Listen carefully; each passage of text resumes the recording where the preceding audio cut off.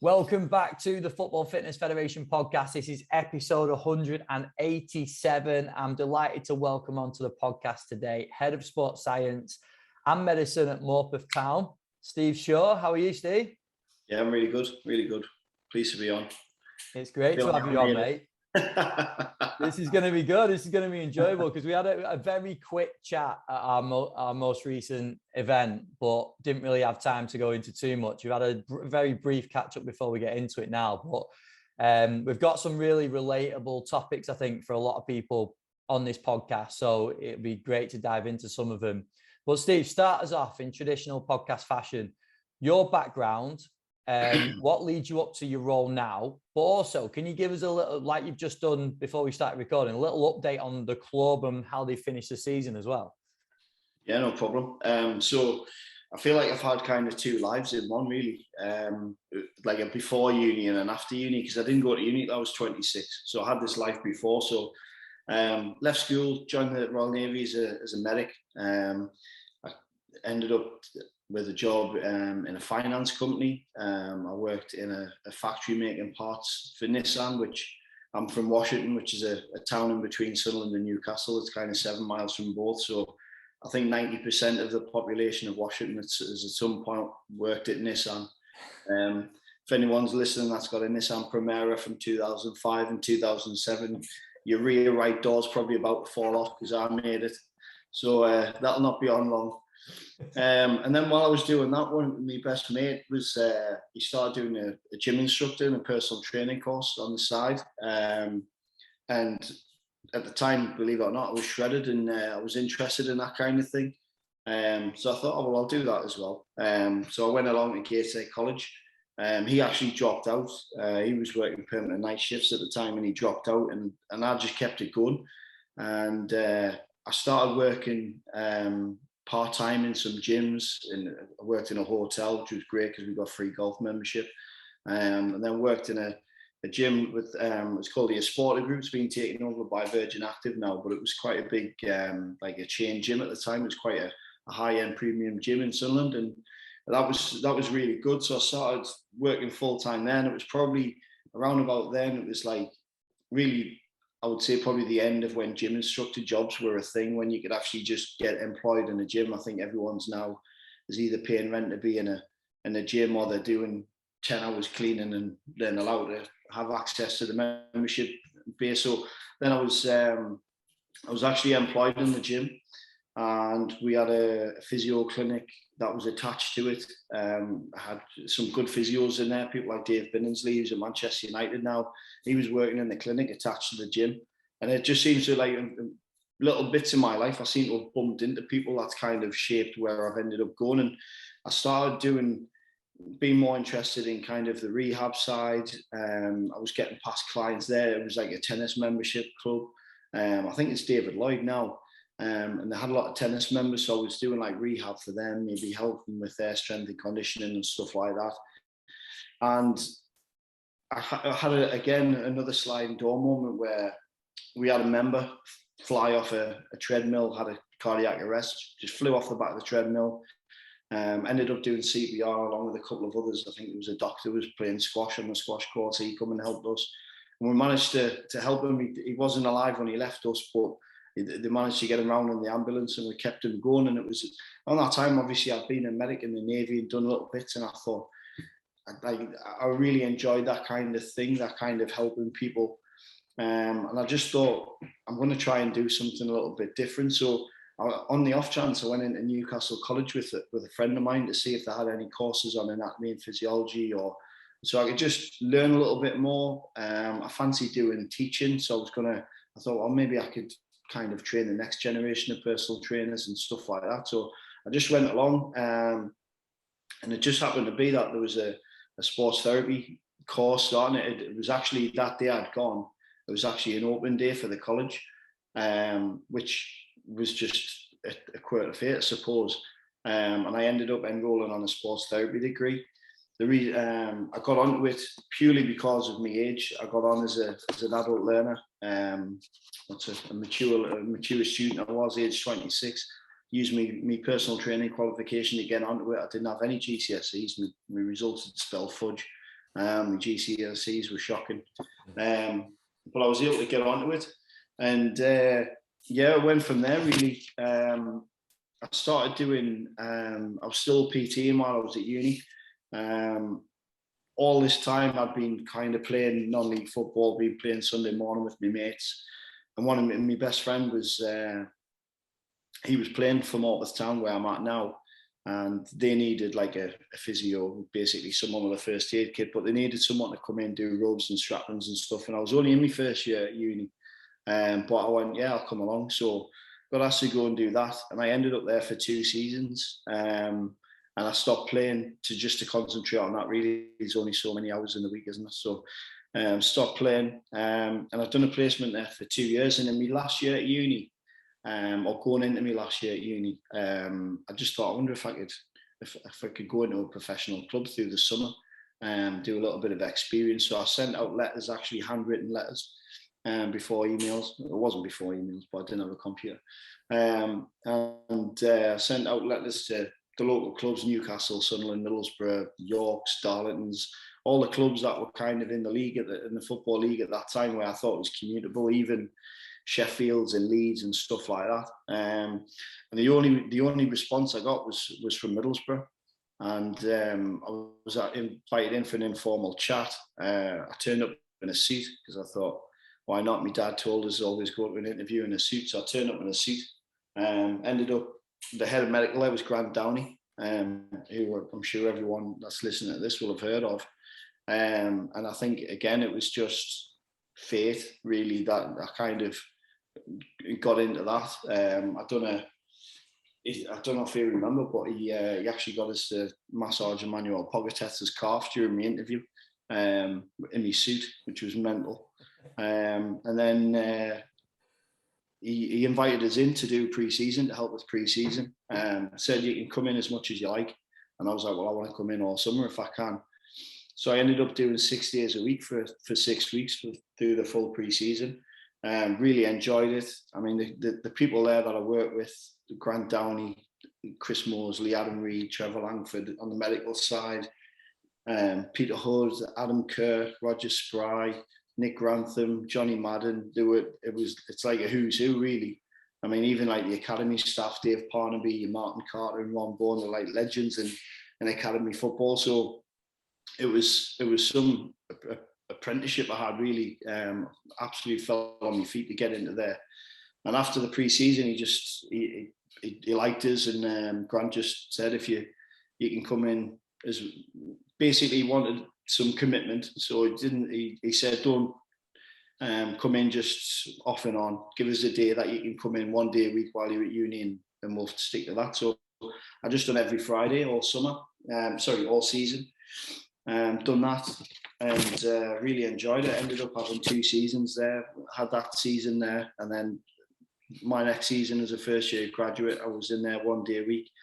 And while I was doing that, I was still doing personal training. I had more of a focus towards rehab and kind of sport specific strength and condition was kind of the kind of client I was starting to work with at the time.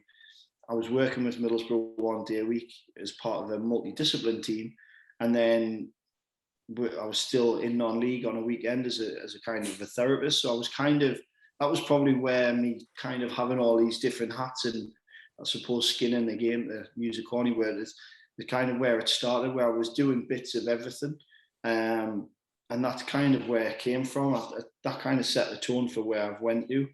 I left there and I took on a job with Berwick Rangers in the Scottish Second Division. They were part-time, but obviously with the travel that was involved, it was quite a lot to do, as well as trying to earn money in the gym that I was working in. So I was travelling up to Edinburgh twice a week for training, games on a weekend, all over the place. So I remember going to Elgin on a Tuesday night, which is an absolute mission from Sunderland. It was, I think I got back at 3:30 in the morning. Absolutely crazy times, really, where I went to in non-league football. Had a great season at Berwick. They had, I think, their best season in 50 years while I was there. Nothing to do with me, I'm sure, but got to a Scottish Cup quarter-final, live on Sky Sports, played at Queen's Park at Hampden Stadium a couple of times. Just a great great time. And then put 24,000 miles on my car. I think I put 2 stone on because I was just eating when I was driving up to Edinburgh. So I just knocked that on the head. Had a year there, really enjoyed it. And then I came back and I was working back in non-league, working in the gym. I'd started consulting with Newcastle women. I'd done that, kind of rehabbing their girls on a Monday if they were injured from the weekend. I started teaching personal training courses, and eventually got asked to come to Morpeth Town again. So I came back here in 2016. The manager there was working in kind of college programs, and he asked me to come into the college football program that he was working in, as they didn't really have a sports science provision. I was only supposed to go in and cover their games on a Wednesday because of the ITMF qualification that I've got, that kind of pitch side trauma that I'm sure all the physios are aware of. So started 1 day a week and then ended up full time because I was able to do all these different things, bits of teaching, qualified to teach, qualified to do S&C, qualified to do rehab. So I just started doing all these different bits. When I was at Newcastle Women, I'd getting in touch with Andy Wiseman, who was at Celtic Women at the time. He put us in touch with Catapult and PlayerTech. So I'd been able to get some GPS units, and I'd started working with those. Was able to implement them at Newcastle, and then when I came to Morpeth, we were using them in the college program I was using. We were kind of using the pods there as well. And then last year, to bring us around to kind of where we are, we set up an academy here. Nick Gray, who took me into the other college and brought me back to Morpeth, he was first team manager there. He left as first team manager here to set up the academy, and we've set the academy up here last summer. Obviously, COVID and everything made it complicated with recruitment and stuff like that. So we were trying to, it was all in that kind of backdrop, but it's gone really well. We've had a great year. The club is now a Step 3 club. We're in the Northern Premier League. We've got an academy side with 60 lads in, who are sort of under 17, under 18, under 19. All the leagues that we play in are under 19 leagues. But predominantly, I think out of our 60 lads, I think 50 of them are under 17. So they're going to evolve through the 3 years. We've had 4 lads play for our first team this year, 16 and 17, which is excellent for the level that we play at, because as much as we're non-league, we do play at a good level. And yeah, it's going really well. My job here, I suppose, is with the first team, lead therapist, rehab, assisting the manager with kind of insights and conditioning and workloads and top-ups from the GPS and stuff like that, warm-ups, sorting the kit through the week, making sure there's enough drinks for match days and travelling. The academy side, again, lead therapist, S&C, rehab, do all the GPS analysis for the first. We look to try and show the lads what the first team players are doing, so that they've all got the app, so they can compare themselves against the first team. Are they anywhere near physically? If they are, they're always into us to try and have a conversation with the first team gaffer to try and get them training with the first team, so that's good. And then things like along the lines of recruitment, pastoral care, basically trying, like their dad really, have been. And then minibus driving as well on occasion. Take them into college on a morning, take them home on a night, and everything in between. I mean, all things are just basically the goal of giving the manager the best 11 on the pitch as often as possible, and that's really my kind of goal and remit here, both from the first team point of view and the academy.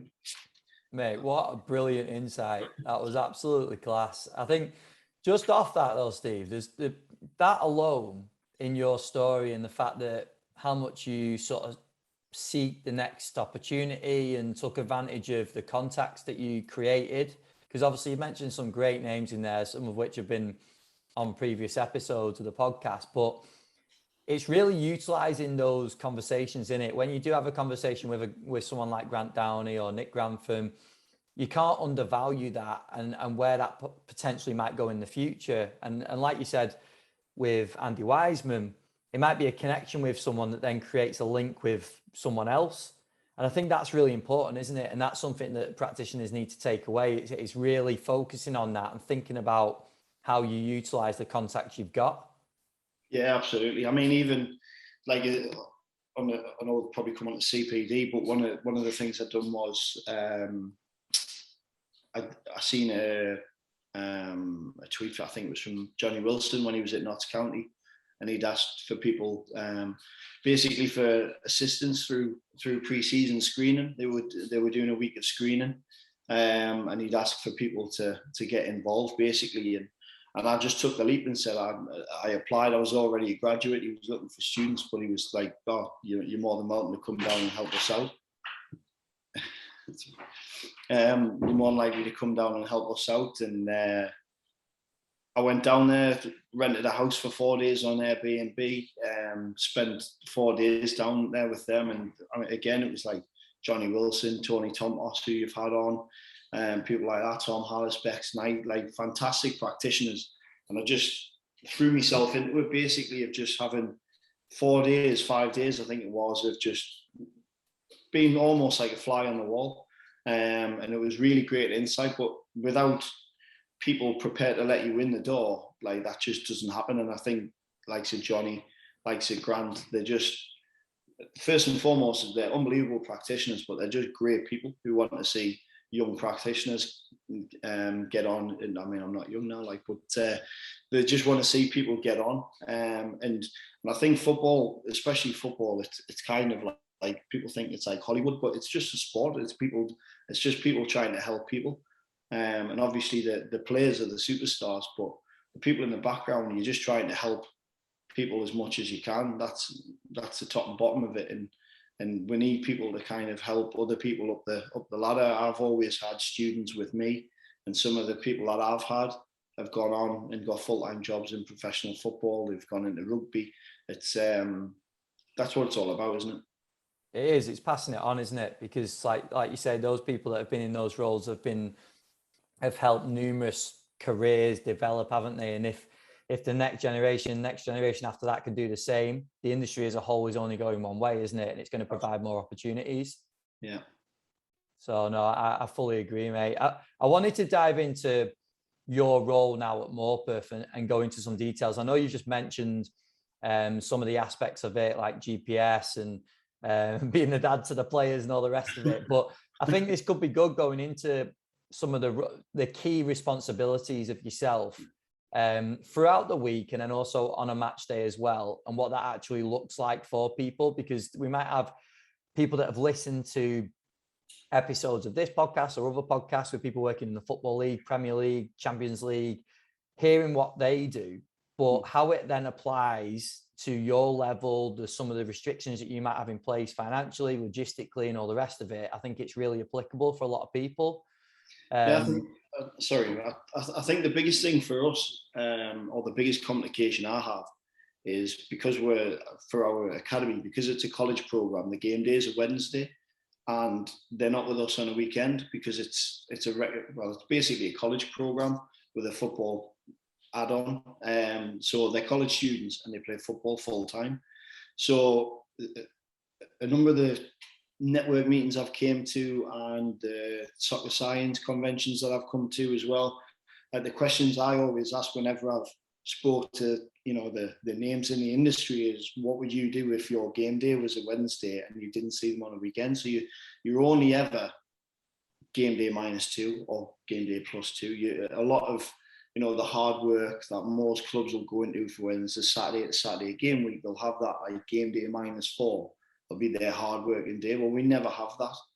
And on a weekend, our lads will be playing boys club football. They'll be playing Saturdays. They might even play Sundays.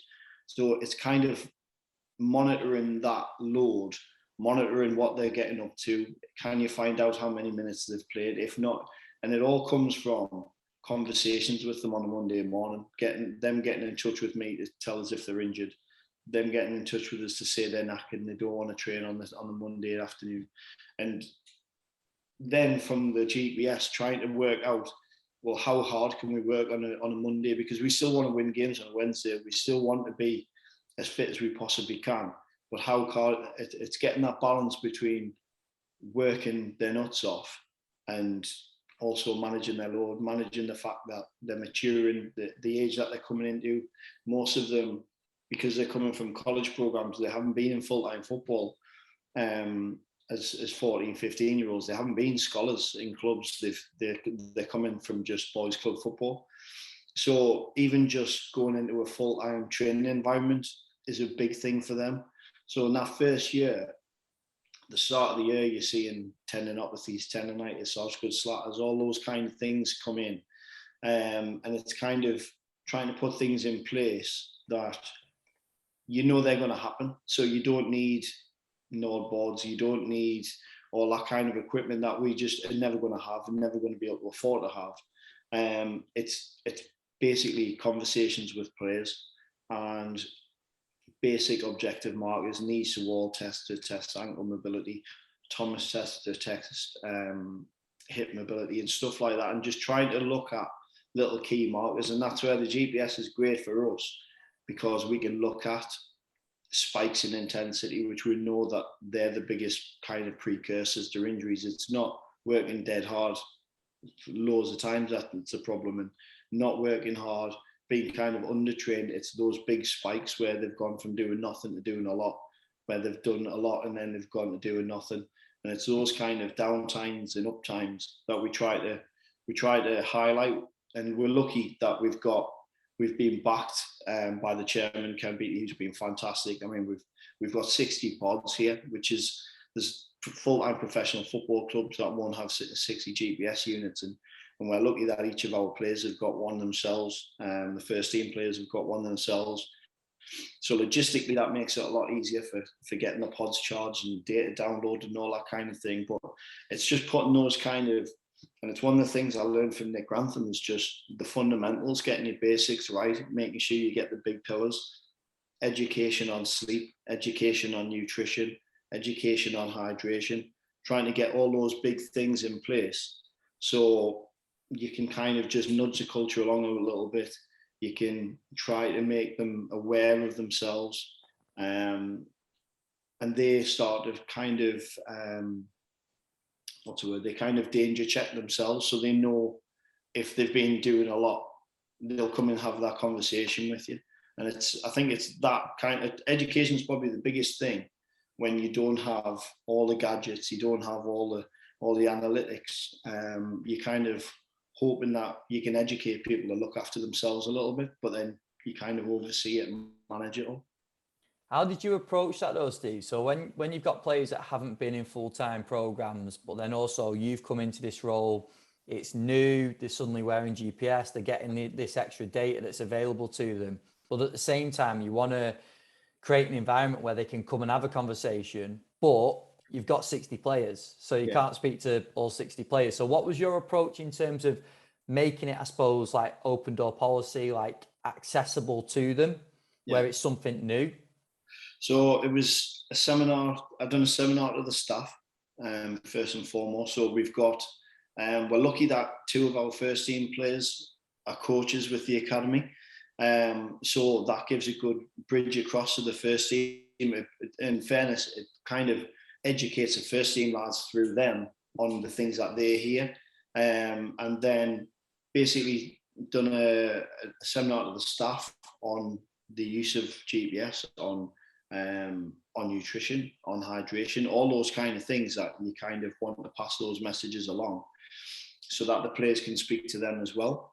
And then seminars again in the summer before they came in. So during pre-season or during the summer, during the 6 weeks holidays, they don't start with us officially until September. But what we were doing is we were getting them in 2 or 3 days a week through the 6 weeks holidays, so they would kind of get used to that increase in workload. Now, we also know that they're going to be doing pre-season with their boys clubs, but having that extra 1 or 2 sessions a week kind of brought them in gently. So then when it come to September and all they were doing then was just having that extra game or an extra training session, it wasn't such a big upheaval.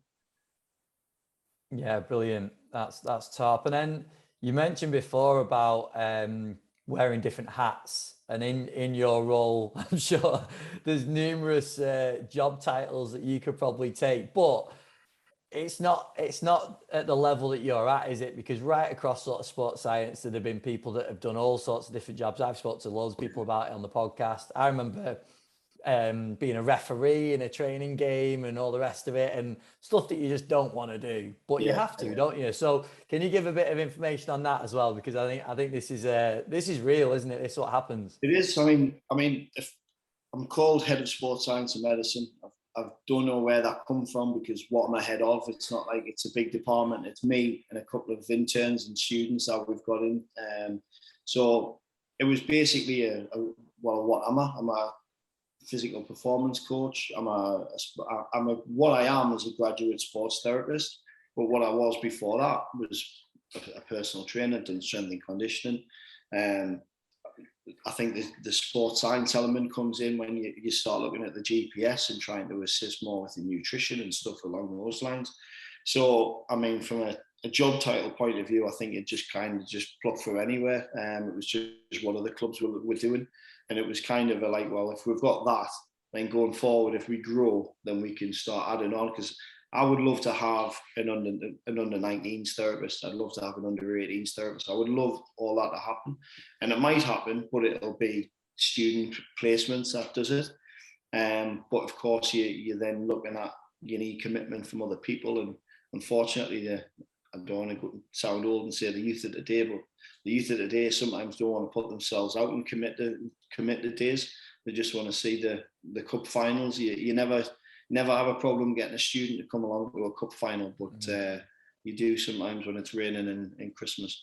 But that's, I mean, like I said to you before we started, I was working in the bar yesterday because the bar manager wasn't in, and the lads have come from far and wide, so we need to get them into college on the morning to make sure they go first and foremost, and then we need to get them up to college, up to the training ground afterwards. So I pick them up in a minibus and we do all that kind of stuff as well. So there's literally 1,000,001 different things that go into the role. I mean, I'm club welfare officer as well. So there's just all kinds of stuff that goes into it. But I think to work, I'm lucky in that I work in football. My whole income comes from football, and I never, as a kid, definitely would never have thought that would be the case. A lot of my friends will always say, your job, like, it must be class, like, you just working in football. And it is, because it's all football. I love football. You know, our season finished a couple of weeks ago. I must have seen about 8 games in person. I've been to loads of non-league games around that's still going on. I just love the game. So to work in it, you have to sacrifice a little bit in terms of, I'm not just going to be able to be a sports therapist, do rehab, do massage and do treatments and that's it. I'm going to have to do little other bits and pieces, otherwise there's not going to be a full-time job. I've done technical coaching, I've managed the team sometimes, I've done all that, and I'm lucky, probably the age that I am, I've been able to go off and do different courses and qualify in different stuff. So I think obviously people will always say, you're jack of all trades and master of none. But I think there's a place for that. Unfortunately, at our level, you kind of have to be that. And I enjoy them all. There's not one. I got asked at the start of the season, actually, if there was one, if I could just do one role, what would it be? And I've actually got no idea which one I would prefer to do, because I love it all. It all blends into a role that's diverse. Something happens every day. And even the fact that it's non-league, it's a million miles an hour. Well, again, in that, the fact that you've been open-minded and driven to go and pursue the opportunities and pick up experiences in different roles, different circumstances, that puts you in a much better position going into a role like yours. And I know you mentioned it at that level, but regardless of even levels above, leagues above, you still have to have an element of being that generalist, in my opinion. Because there are people that specialize, there are jobs that specialize, aren't there? But that doesn't mean that you're going to not have other responsibilities along the way. Like, obviously we're going to extremes, but like driving the bus and all the rest of it, there's going to be things that come up in your day to day where you have to sort of pivot and adapt. Yeah. And I think you putting yourself out there and going through those experiences is important. It's important for young coaches to consider as well, because you just don't know what you're going to need going forward. So the fact that you take so much experience into the role puts you in a much better position. Yeah, definitely. I mean, my friends will often say, like, would you not rather be working at a Newcastle or at a Sunderland, at a full-time professional club? And I'll be honest, I don't think I would. I don't think I would like that because, well, one, I'm a control freak, and I know if I go back into a multidisciplinary team, I'm going to be looking at a really small part of what I do and the actual outcome of the team, and I suppose the output of like the full, the backroom staff as it is. But here I get an input in everything, and I get to try and, I suppose, shape the philosophy, which is corny again, but it's true. You get to kind of shape how things happen, and I get to take all my experience from full-time football at Middlesbrough and the stuff I've done at Berwick Rangers and the people I've met in the game in professional football, all the courses that I've been on, all the things that I've done with yourselves, the soccer science conventions, all those different things, and you just try to take little bits of elements of, well, that would be great. Listen, the amount of notes I've taken from I've gone away and done a senior in Middlesbrough. No, it wasn't Middlesbrough. Manchester 2 weeks ago. That was a planes, trains, and automobiles to get down for a 2-hour chat. But I took away so many notes that weren't even to do with the topic, which was knee rehab on the night. It was little different things of people I've met, of things they do at their clubs, and I'm able to bring them and try and put them into a non-league setting to try and make the club as professional as it possibly can be, to have the standards as high as it possibly can be at the level that you're at. And I think that, that's kind of what I try to do. That's all I'm trying to do, is try to make these academy footballers who are just college lads, try to make it as close to being in a professional, and not just a professional, but as good a professional academy as it could possibly be at in non-league football. And for our first team players to try and give them every bit of assistance that a full-time professional footballer would get. I mean, tonight I'm going to a player's house. I've got to drive for an hour to a player's house to do some rehab for him. We're carrying an ACL over the summer. He's out of contract, but I'm going to his house. Hopefully he'll get a new deal. And I'm going through to his house to try and help him out. And you just have to do little bits of extra stuff. But it's I think it all comes into one big melting pot. Yeah, definitely, mate. No, I think there's some great stuff in there. Just on that though, Steve, as well, I wanted to ask about, you mentioned it a little bit before about the no board and how you sort of like pivoted the program a little bit to achieve similar sort of desired effects of whatever it is that you want. And like I say, if there are restrictions in place financially, logistics, it might be facilities. Can you think of any other examples where you've been like, right, I want to add this into the program? And I know probably GPS will be one for a lot of people, but obviously you've had the backing of the club with that. But are there any other areas that sort of stand out where you've like, right, I want to take this from, this is what I want to take from being at Borough or a conversation with someone else. Yeah. But we can't quite do it in that way, and we'll have to adapt it for our program. Is there anything that sort of stands out? I think trying to do as much of a screen as possible. So we try to have as many objective markers as we possibly can. But like you said before, the restriction is, I could take a load of different markers, but there's 60 of them and there's one of me. So there's only going to be so many times or so many kind of touch points along the way with individual players. So we try to get as much bang for our buck in terms of the screen that we do. So we'll look at what injuries are going to be the most common. So we're going to be looking at ankle sprains. Just general football is just ankle sprains, hip kind of adductor, quad, hamstring injuries, and then the kind of chronic stuff like the tendinopathies and stuff like that. They're going to be the big things that we can kind of affect early doors. So we try to put in isometrics into the warm-ups. We try to put in we try to implement the FIFA 11 Plus into all the warm-ups. So they do some eccentric work. They're doing Nordics at least once a week. And again, it's always going to be compromised by we've got a Wednesday game day. So they're not going to do loads of Nordics on a Monday because I don't want them stiff on a Wednesday. So it's just when we kind of drip feed these little things in the summer, we're lucky, like I said to you before we're coming on, we're lucky now that our season finishes kind of around now, but they're with us because they're college students. They're with us until the end of June. So they'll do a month strength block. We'll get them in the gym. We'll get them lifting. We'll do things that they wouldn't normally have been able to have the time to do. And we'll look at screens. So we look at basically the key lift. Basically, we'll look at one squat pattern. We'll look at one hinge pattern. We'll look at a push exercise. We'll look at a pull exercise. And then we'll basically try to get them stronger in those moves. We'll look at, again, rotation, anti-rotation, and all the big kind of key movements. And we look to try and have at least one or two different things that they're putting into a program, so that once or twice a week, they're doing those little things. And it's basically microdosing. And that's how we can do it because of the limitation that we've got in me. The coaches help us with it massively. And the players kind of lead themselves on it.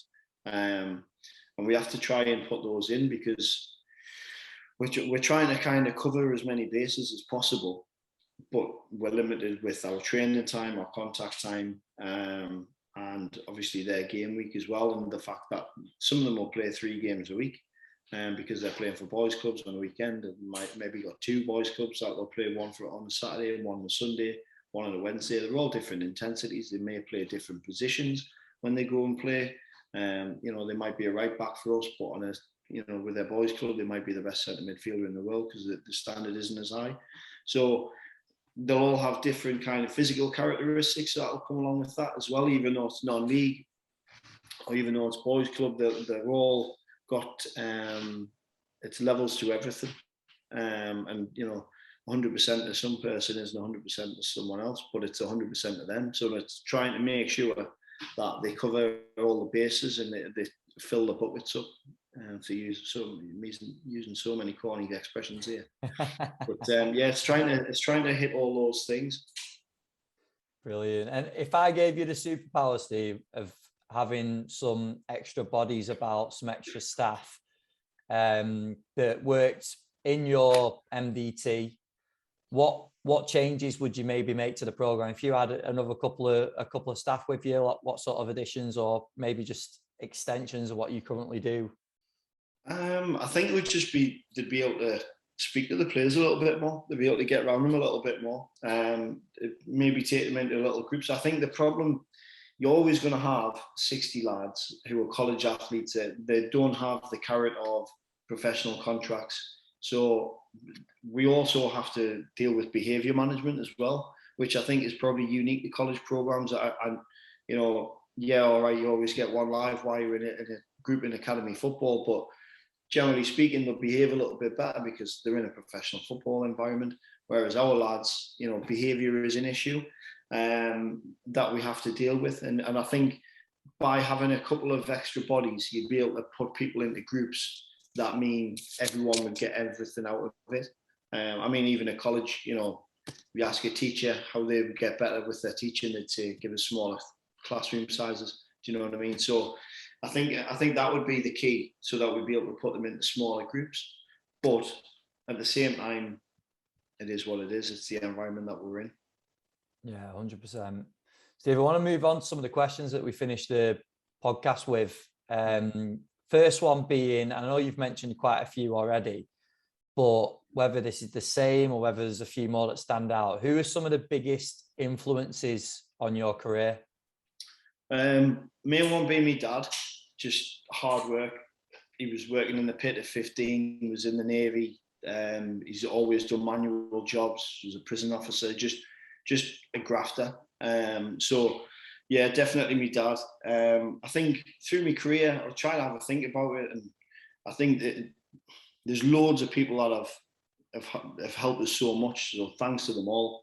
But I think that the people that have kind of shaped how I've gone about things is probably Grant Downey's massive. I've tried to, I've spoken to him a couple of times on social media and told him how much I love him. Whether he realizes or not, like, I love him. But he taught us how to treat the person and not the injury. And I think he said he's treated thousands of injured people, but not one injury, because he's treating the injury, not the person. And sorry, he's treating the person, not the injury. Yeah. And I think that's massive. I think Nick Grantham, I think seeing him every week, going in and watching him work at close quarters and just being able to be a fly on the wall, seeing how he does things, was brilliant. Again, just the fundamentals, getting the basics right. I think back to his programming, and his programming was so simple. It was so straightforward, because you had players who didn't really want to be in the gym, and they were being forced to because that was their job.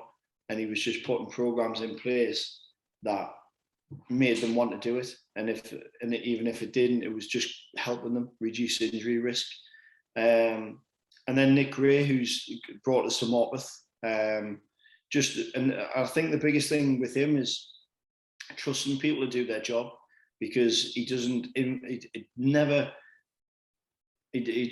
really questions anything I do, which is amazing, considering I'm always asking for more finance, I'm always asking for more people, I'm always trying to influence the program and stuff, and he just lets us get on with it. And he always says, if you get good people in, then you can trust them to get on with it, and then it makes everything work easier. And I think that he's been massive for us.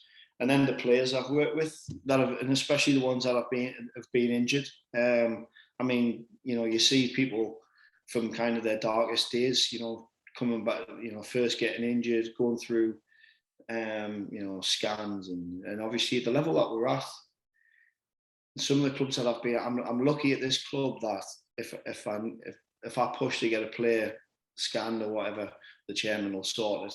We've had players had surgeries, and he makes sure they're sorted and they see the best people. But sometimes we've had ones where they've had to wait 9 months for surgery through the NHS, and then you've got 9-month rehabs off the back of that. And it's the psychology side of it, trying to keep their heads right, trying to keep them working hard, trying to see the end goal. And all, you work with one, and that informs the next time you work with somebody with that same injury, or you work with one similar, because you've got that experience to say, well, I know it's going to be hard, but I've seen this before. And this is the outcome that they had. You can get back there. So yeah, the players that I've worked with I've learned loads of things, good and bad, from all of them, and try to take that forward into everything I do. Brilliant, mate. I'm going to change this question slightly, because I normally ask about what you think your biggest strength is as a practitioner, which I do want you to answer, but also maybe some advice to practitioners that are possibly looking to work in non-league as well. Maybe a couple of key skills that they need. So start with like what you feel like your biggest strength is, and then also just add on a couple of skills that you think are like a priority for people going to work in non-league. Yeah, I think key things for me is just hard work. I'll do anything for anyone, really, and I think that I hope that comes across to the players and the staff that I'm with. I suppose humility, but being prepared to do anything. There's no job too big or too small for anyone. I've mopped changing rooms, I've driven buses, I've worked in the bar yesterday. Like, am I too big to do any of those? No, like I've got absolutely no issue with doing those things. And then I think having a sense of humour, just trying to enjoy it, try to bring a bit of banter to it. It's just football, it's just sport. Like, it's an unbelievable environment to be able to work in football full time. It's absolutely class, and I think you have to have a laugh at yourself and at everyone else. What environment's like. Everyone's just constantly taking the piss, so it's just enjoy it. But I think advice to people getting in is, one, get in. You don't need 1,000,001 qualifications to start in the role. There's a level for you, and with the qualifications you've got now, with the experience that you've got now, there's a level for you. And no course that you're going to do, or no qualification you're going to get, is going to be a bad thing. It's always going to be a step forward. Even I've been on courses where, you know, things like kinesiotaping, I've done so many levels of kinesiotaping, and now I just think, well, that was probably a load of shite, but I've still got it in the background. Do you know what I mean? There's no courses you can do where you come away worse off, or, you know, you're not stupider for going there, even though that's probably not a word. But so yeah, just be prepared to do anything like that, and go get into local clubs, like professional or non-league, but semi-professional clubs don't have huge budgets, which means they're a good place to learn. They're a good place to go in and make mistakes, because worst case scenario, well, they're not paying you anyway. Mm-hmm. So you're not going to lose your house and your car over making a mistake in a non-league club. Do you know what I mean? If you end up, luckily like me, and you end up full time there, fantastic. But go in and volunteer with clubs, volunteer with other therapists, and just learn as much as you possibly can. Take everything out of it that you possibly can. Great advice, mate. Final one, Steve. And I bet this has changed for your career as well from some of the stuff you've touched on, but I always ask about your approach to CPD, but not just in terms of like courses, which you've touched on a little bit already, but just you as a practitioner. How do you test yourself? How are you constantly improving? Like, what's your approach? I think back in the day it was to do anything, everything, any course that I could go on. If I would chase certificates, I would chase recognition or whatever. Whether it be in nutrition, strength and conditioning, hands-on stuff, taping, like manual therapy stuff. But now I've tried to come away from that and try to look at things like more into podcasts. Yours is unbelievable. Rob Pacey's is unbelievable. All those kind of things. There's just so much information out there. Don't be scared to, I know, like, you know, your players, you'll change something in the warm-up and the players will be like, oh, you've seen this on YouTube. Well, so fuck, you know what I mean? If you've seen it on YouTube, so what? Like, there's loads of good, as long as it's a reputable source, so what? There's loads of things. But I think for me now, if I'm going to go and do a course, because I'm just so busy here, if I'm going to do a course, it has to be something that's going to affect how I work day to day. And that's basically how I kind of judge it now. Like the next one I'm doing a wound management one, so I can do suturing and stuff like that. That's my next thing, because that's something that'll help us on game day. But most of the time, it's things that it has to affect how I work day to day. Otherwise, it'll just be listening to podcasts in the car. My missus goes mental because when she gets in my car and the pod, your voice normally. Oh God! Listening to him again. It's just what we do, isn't it? It's what everyone's like. So yeah, I think that's the biggest thing, mate. Is just trying to, if you're at the start of your journey, try to get as much backing as you can. Try to get as much formal education as you possibly can. But in the meantime, get as much experience in anything as you can.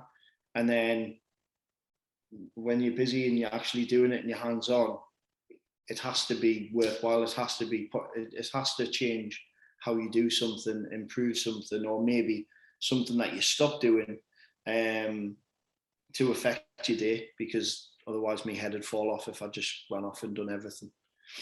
So great advice, mate. That was absolutely quality, Steve. There's some great stuff in there. Really, really relatable to loads of people. And well, I apologize to your missus as well, because she must be sick of my voice if that's the case. But just wrap us up, mate. People might want to ask questions. I'm sure they will.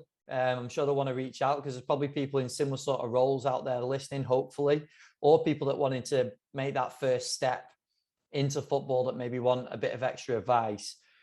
Give us your social media. Like, where would you want people to go to? I came off Twitter. I thought I couldn't find you. You know why? Because I've been banned for life for making a threat to kill. It's the most ridiculous thing ever, because I've seen people being beheaded on Twitter. And what happened was, a lad who I was with at Berwick moved. He used to sell Herbalife, and he moved from I think it was Arbroath or Edinburgh City up to Arbroath, and there was a link to an interview with him. And I just commented saying, if you mention Herbalife in this interview, I'm going to kill you. And I got banned for life for that. And I've seen people being beheaded and all sorts on Twitter. Mental. I got an email from Twitter saying if you like try to set up another account, that one will be banned as well. So I thought it's not worth it. So I'm off Twitter. Oh wow! It's It might change now. It's so much more productive though. Elon Musk is at the wheel. You what? Sorry. Elon Musk is at the wheel. Everything's changed. Everyone's back. True. But I'm on Instagram, Stephen Shaw PT. I think I'm Stephen Shaw PT on anything really. I think I had that nailed down, so I've got that on Facebook, LinkedIn. So any of those. My email is sportscience@morpethtownafc.com. So, but by all means, get in touch if you want to do anything. I think the best thing about this podcast now is I can just send a link to my mum, because my mum's always saying, "What is it you do again?" So I can just send her this and just go, right, listen to that. And if you've still got questions, you can give us a ring. That is super. Well, Steve's mum, thank you for listening. But mate, that was absolutely quality. Thank you for doing it. I know you're about to have a barrage of players come through that door any second. So yeah, good luck with it with this afternoon and for the next sort of block of off season. I'm sure we'll be catching up with you really soon. But thank you very much for doing it, mate. Thanks very much.